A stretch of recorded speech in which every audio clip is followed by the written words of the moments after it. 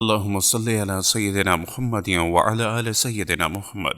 آج کی ہماری ویڈیو کا ٹاپک ہے کہ اللہ کا اسرائیل علیہ السلام سے ایک دلچسپ سوال۔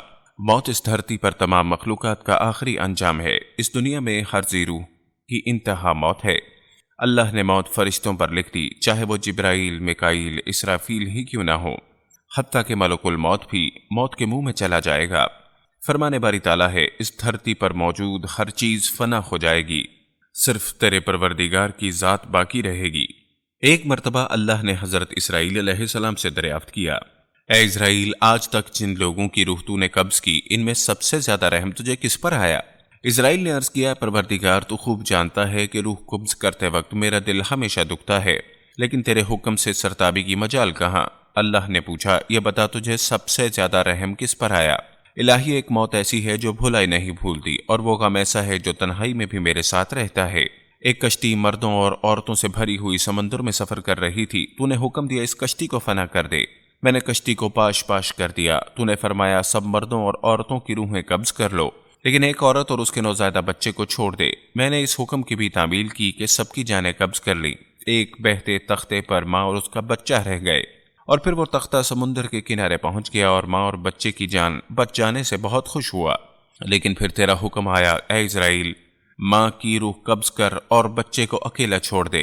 اے باری تعالیٰ، تو خوب جانتا ہے، یہ حکم پا کر میرا کلیجہ کانپ گیا۔ مجھے اس شیرخوار بچے کو اس کی ماں سے الگ کر کے اس قدر تکلیف پہنچتی تھی۔ اب اس واقعے کو ایک مدت بیت چکی ہے، لیکن وہ بچہ برابر یاد آتا ہے۔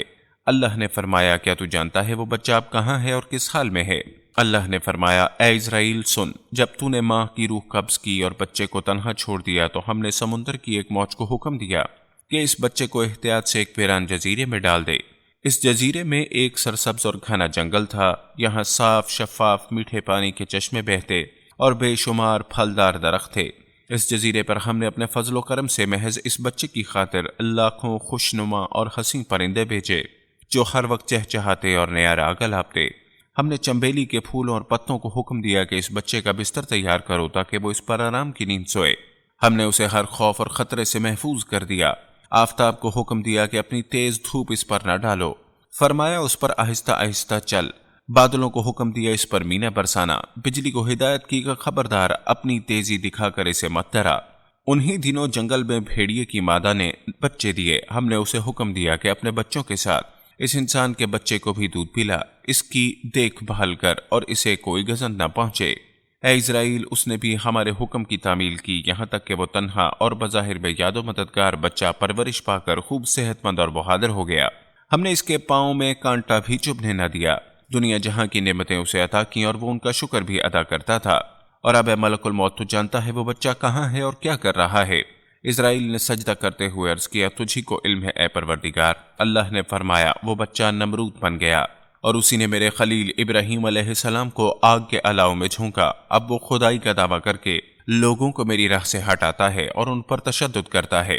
نبی رحمت صلی اللہ علیہ وسلم ایک مرتبہ اپنے احباب کے ہمراہ بکری کے ایک مردہ بچے کے پاس سے گزرے تو آپ اس کا کان پکڑ کر فرمانے لگے، تم میں سے کون اسے 1 درہم کے بدلے خریدنا پسند کرے گا؟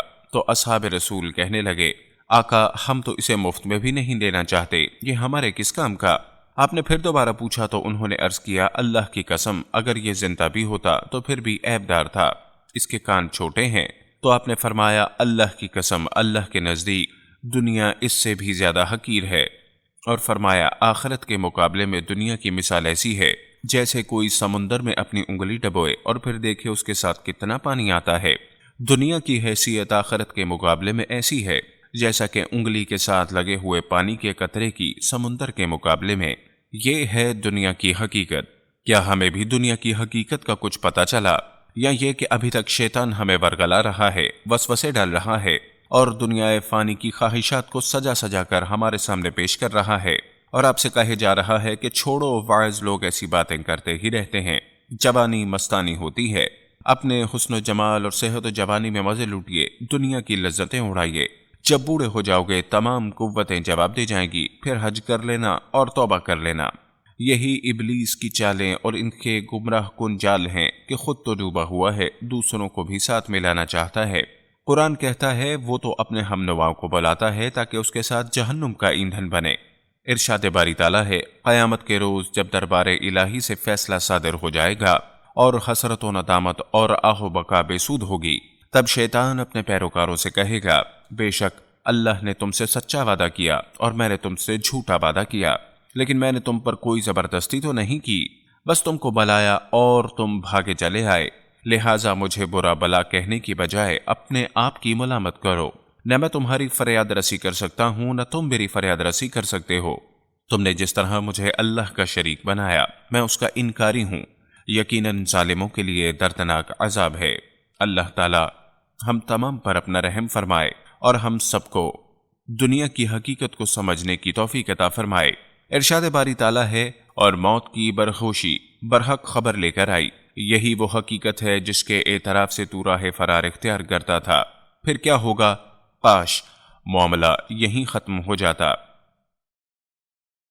دوستو، ہمارے چینل کی نشریات اللہ تعالیٰ کے احکامات، انبیاء کرام کے واقعات، حضور صلی اللہ علیہ وآلہ وسلم اور اصحابہ کرام کی زندگی کے واقعات، اولیاء کرام کی زندگی کے واقعات، سبق آموز واقعات، اللہ تعالیٰ کے احکامات کو پورے کرنے کے فضائل اور حضور اقدس صلی اللہ علیہ وآلہ وسلم کی سنت مبارکہ کو پورے کرنے کے فضائل، قرآن و حدیث سے تصدیق شدہ وظائف اور خاص طور پر درود پاک کے فضائل سے متعلق ہوتی ہیں، جس میں ہم اس کے مستند اور تصدیق شدہ ہونے پر خاص توجہ دیتے ہیں۔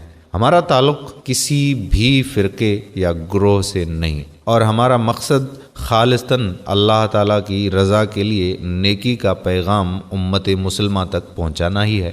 یہ ویڈیوز ہمارے چینل پر اپلوڈ ہو چکی ہیں یا ہونے والی ہیں، جن کا ٹائٹل آپ ابھی دیکھ رہے ہیں۔ آپ کے تعاون کا بہت بہت بہت شکریہ۔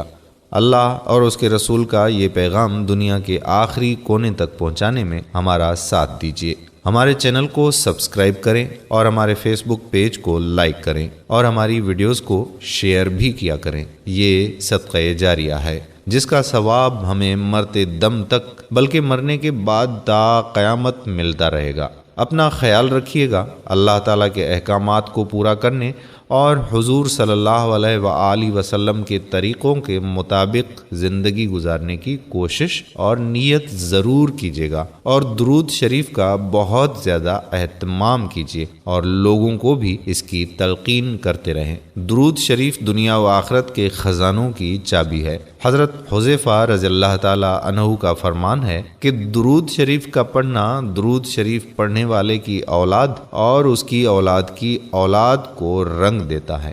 جزاک اللہ۔